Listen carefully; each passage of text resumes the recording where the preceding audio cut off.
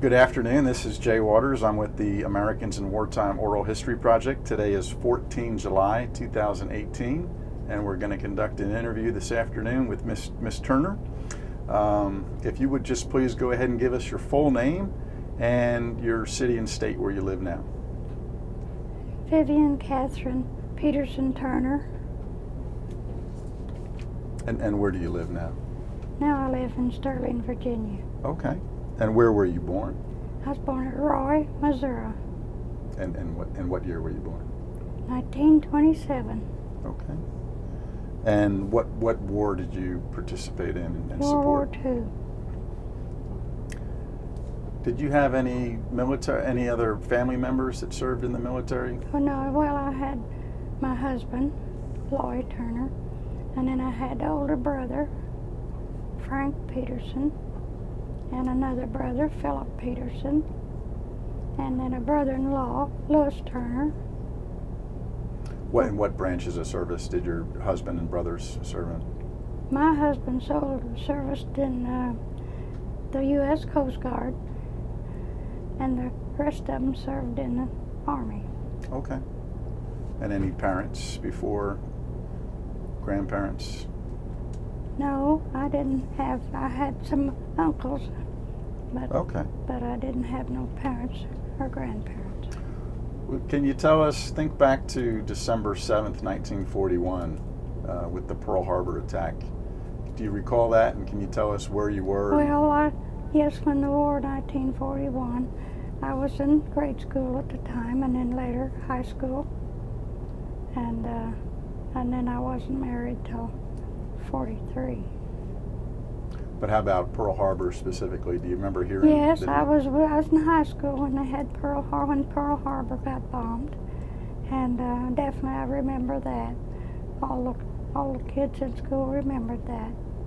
Were you in Missouri? Was this still in Missouri at the time? Yes, I went to high school at Ava, Missouri, and that was where I was whenever the Pearl Harbor was bombed, and then they sent my brother over to Pearl Harbor, one of my brothers.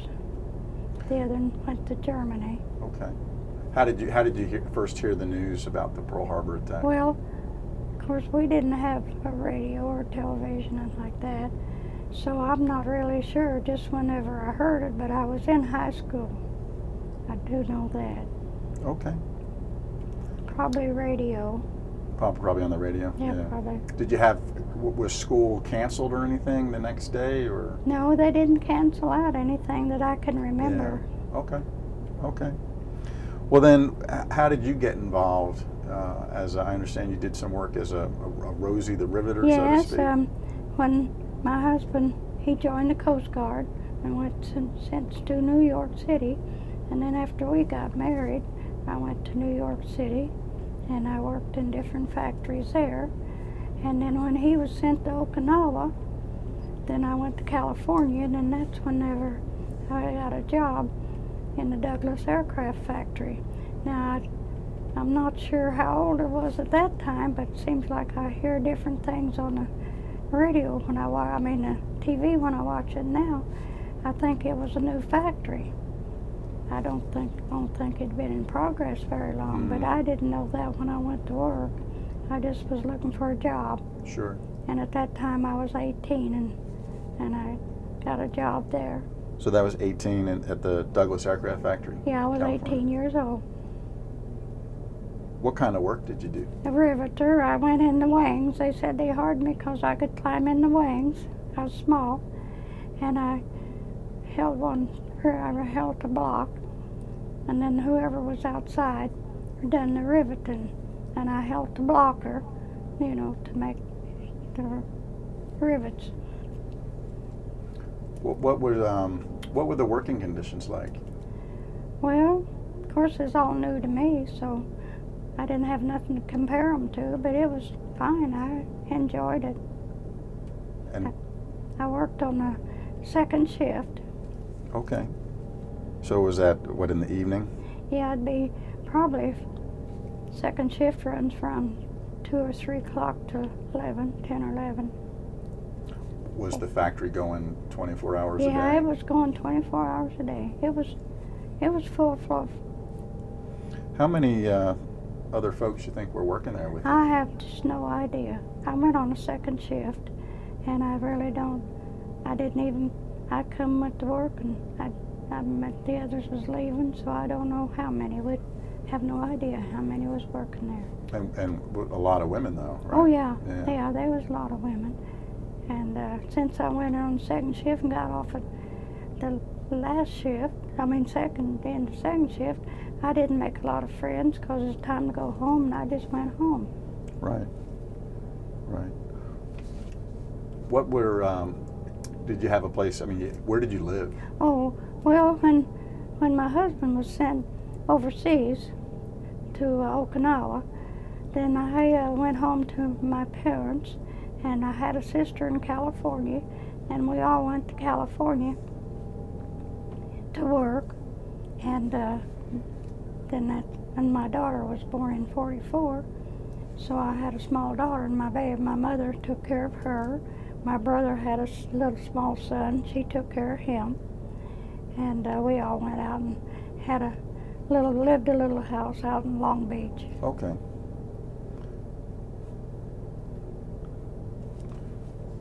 And what year do you think you started working at the aircraft factory? I started 45, and then I worked there till it closed. When it closed, Okay. they come out over the loudspeaker and told us to turn our tools in. That's after the bomb, Mm-hmm. when they dropped the bomb. They come out over the speaker, said to turn our tools in, and they'd call us and we need to come back. And that was after I'd worked there a few months, Okay. and I'm not sure, just about the middle. So that would be probably in August of 1945. Probably. With the yeah. Hiroshima. So Yeah. the bombing occurred and they made the announcement. They made the announcement as soon as they stopped the war, as soon as they Right. dropped the bomb, and it was settled that the war was over. And they said they'd call when they need us to come back. Right. They never called. Never of course. called. Never called. Now they might have some of the older ones, but since I was a new employee, I never did get a call. Right. What was it? Were you working when they made that announcement? Yes. So, yes. so what was the atmosphere? Well, the they called us to reaction? assembly. They called us to assembly, and they told us to turn our tools in. Okay. Told us what to do, and to go home, and they'd let us know when to come back. And that actually they didn't have there wasn't nothing before that, so we didn't have no celebration or nothing like that. Okay. So there was no No. cheering. Or, No, there wasn't no cheering or celebration. We just turned. I guess we didn't know enough how far it was closed for sure or what. Right. And so I had to take a bus to work, so I got my bus and went home. Okay. Well, then, kind of related to the end of the war. Then did your husband come back home shortly after? Yes, he got home in December. Okay, Yeah, December 45. Yeah, December 45, and my daughter was born in 44, so she had her year-old birthday after he come home, and her birthday was the 18th. But they kept them a few more months before they Right. discharged them. How was it having him come home? Did you meet him somewhere? Or He came to California then when he got discharged, then he could go wherever he chose to go. So he came to Idaho, because by that time I had went to Idaho and got a job. Okay. I had a sister in Idaho, and my little nephew needed to go home. His dad had come home from the service, the Army, and I took him to Idaho. And then later my mother came with my family, my daughter, and I got a job there at the sugar factory in Okay. Twin Falls, Idaho, and he came home on the bus there. They let him go anywhere they Yeah. wanted to go. So you met him he just Yeah. came home. Yeah. Yeah, I was home, and I was at work when he come home.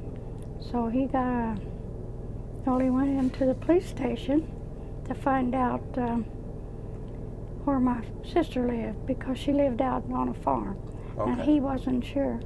So the police brought him out, and then they brought him to work. Not the police, but my family Okay. brought him to work where I was working.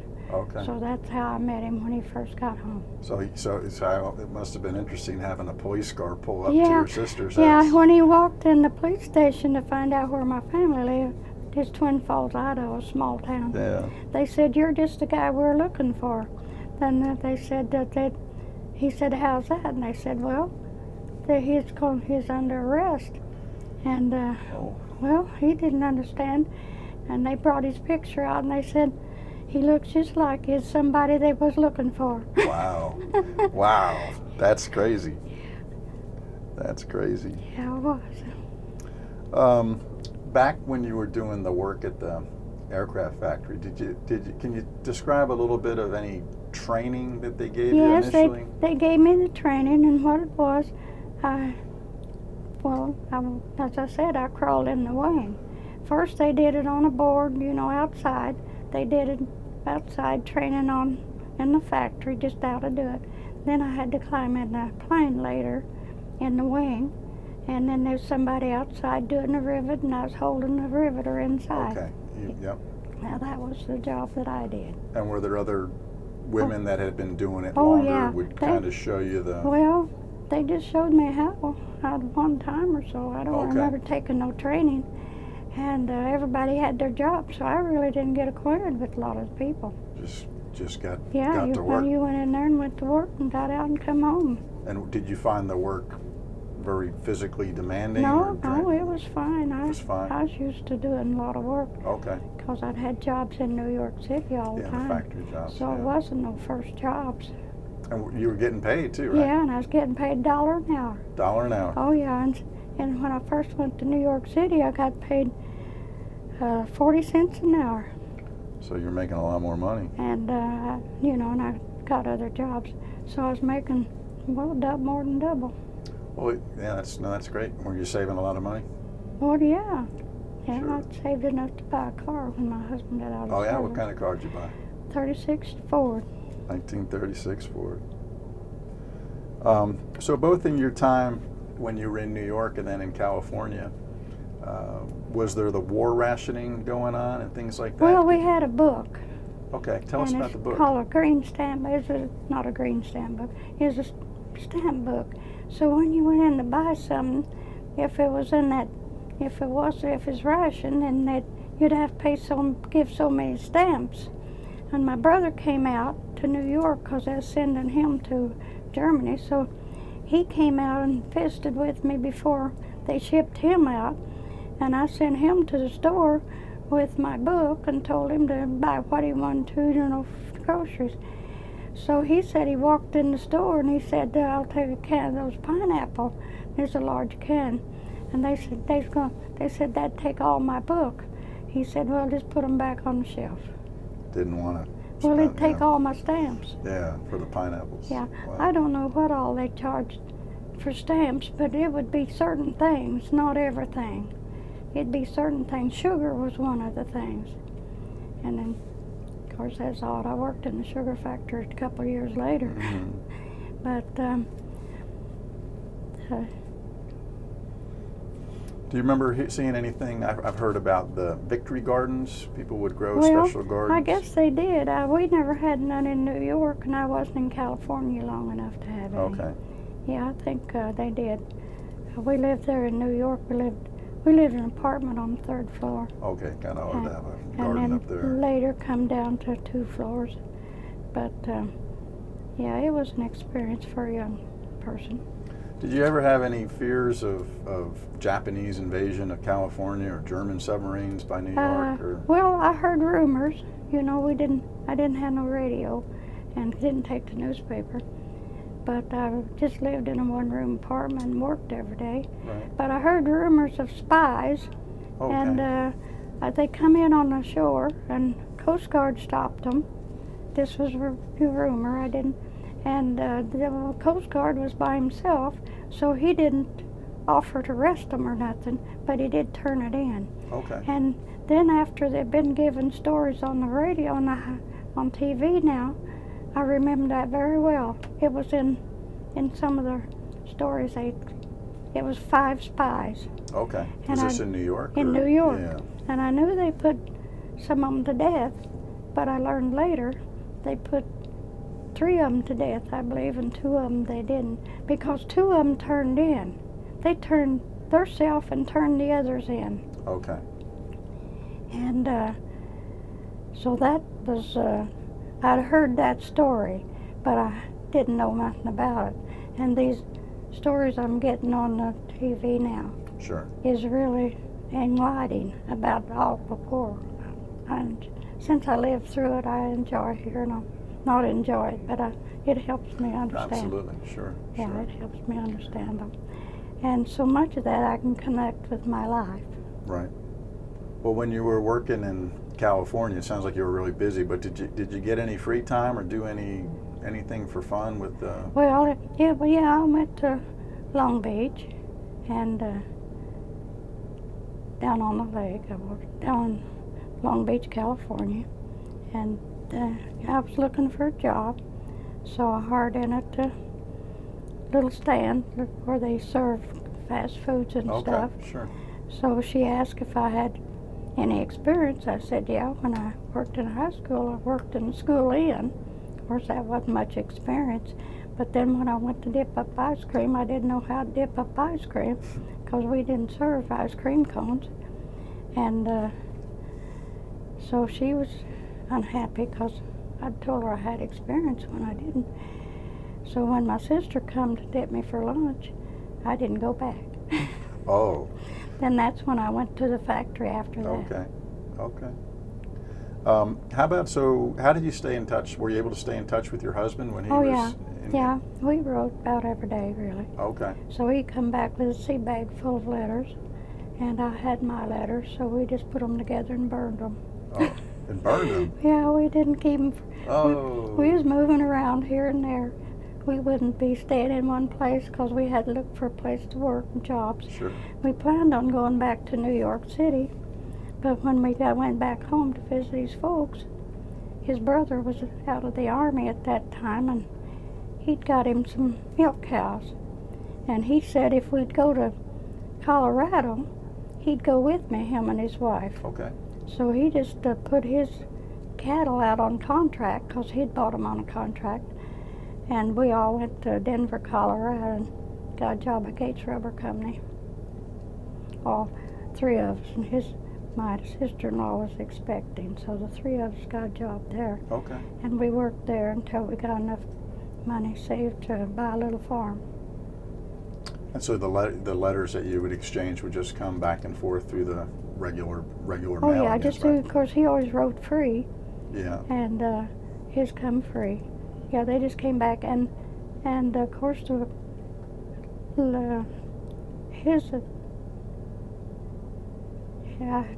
that any time in New York, their mail all went free.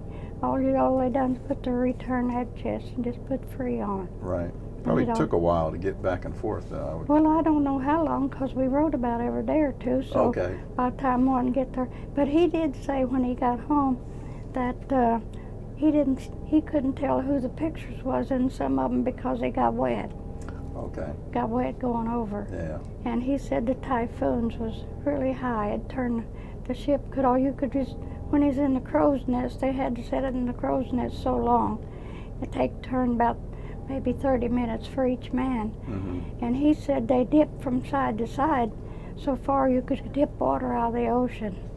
Wow. If you tied yourself and buckled yourself up in there. Yeah.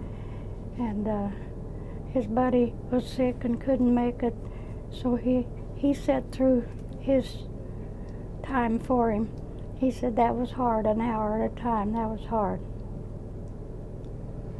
Are there any, either from the time in the factory or the time in New York, any very special moments during that war period that stand out to you? Unique experiences? Well, everything was new. Everything I did was new because I was raised on a farm.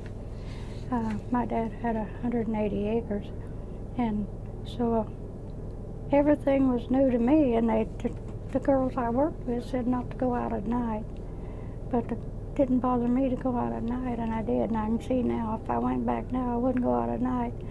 but if I wanted to go somewhere, I went. Sure. So I wasn't fearful at all. And of course, everything was new to me. When I first got there, I just, I was new. He wasn't there. He had arranged for me to stay with from his buddy and his wife. This was still in New York? In New York, Yeah. and he was out at sea when I got there. Okay.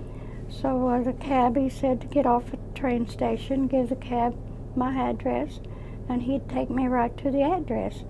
So that's what I did. Of course, I was raised in the country, and I wasn't used to city. It was all city to me. I didn't know one city from another, so that's the way I thought all cities was. And he took me to the address that I gave him. That was his buddy's address.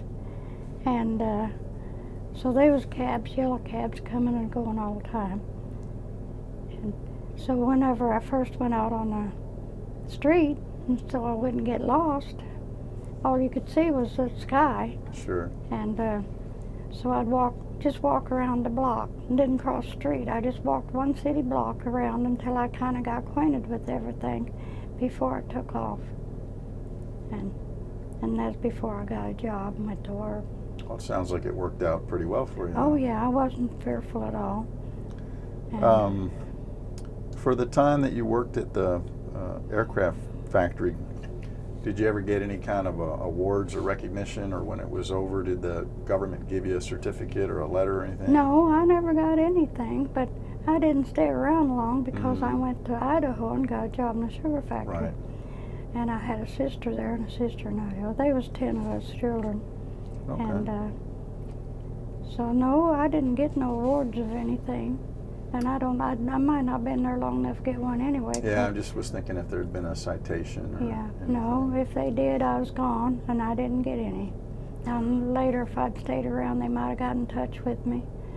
But I didn't stay around very long. Well, what do you think of the nickname when they say Rosie the Riveter? What does that mean to you? Well, I guess they named us Rosie, and then we done riveting. So you think it's a good Yeah, good slogan? that's a good slogan. That match is good. It definitely has endured and is a very unique part of our history. That's right. I was shocked when they got a hold of me, but it was.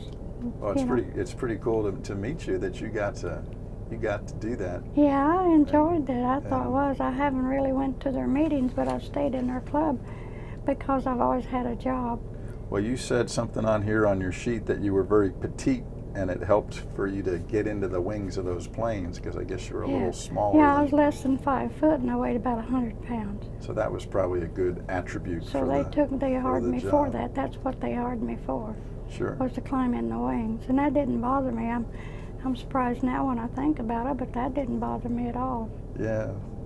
Did you think that working in the airplane wings and contributing to the war effort, did that affect you later in life, or? Well, it didn't affect me later in life, but I thought that was a good job, and while I was doing it, to help the war. Okay. Yeah. So it was the meaningfulness. Yeah, it was of it. meaning. It's meaning for each one of them. I mean, they all was happy to be working Douglas, and I learned later that Douglas Aircraft might have been a new factory. I don't know if you know anything about that or not. I wouldn't be surprised. Since I heard the shows on TV coming on, I've heard that they had a new airplane factory, Douglas, and that was one that made the plane that carried the bomb. Okay. Yeah, because it had to have an extra big plane.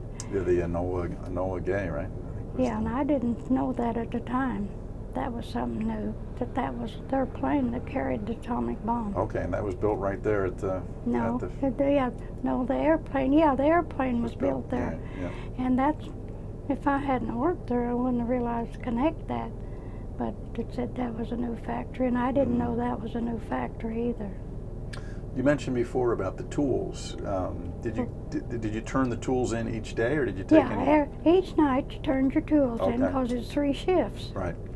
So each night you turned your tools in, and then I happened to be at work when they sent us home. They stopped everybody right then. Right.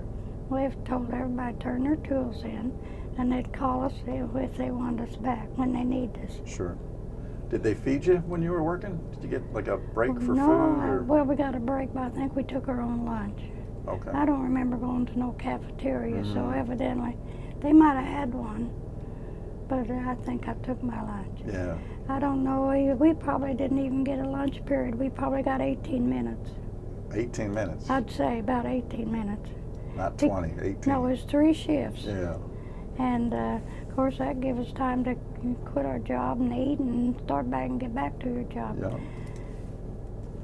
Okay. Well, Miss Turner, we're kind of wrapping this up. Is there any one more specific thing that you'd like to pass on to your children, grandchildren, or future generations that they'd like that you would like them to know about you and the things that you did?